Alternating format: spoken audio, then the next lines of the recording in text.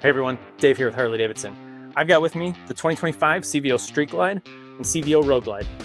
New this year, we've got Poisonberry with Scorched Chrome. We've got the Blue Streak with chrome finishes, and then Raven Fade is a really cool new color we've got. Not shown here, but definitely get down to your dealer, check it out. It's one of my favorites in the entire lineup. With CVO, we know motor is a big deal. Milwaukee-Eight VVT 121.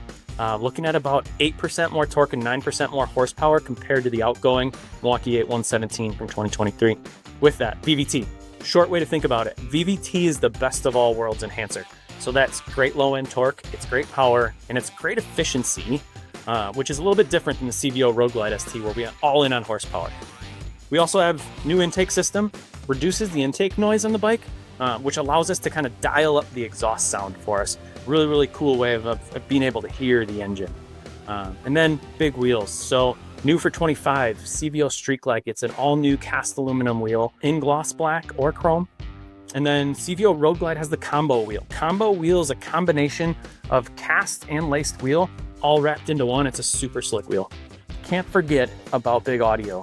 Skyline operating system, you get your nice 12.3 inch TFT, but you also get Rockford Fosgate Stage 2. It's powered by a 500 watt amp. We're talking about two 6.5 inch speakers up front, and then two 5x7s in the rear, which is an easy drop in for a P&A upgrade to a 6x9.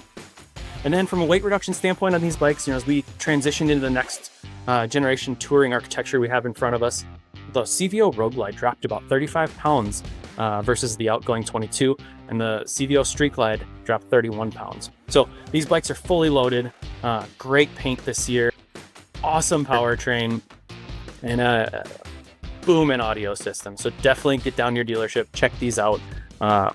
These are some pretty bikes.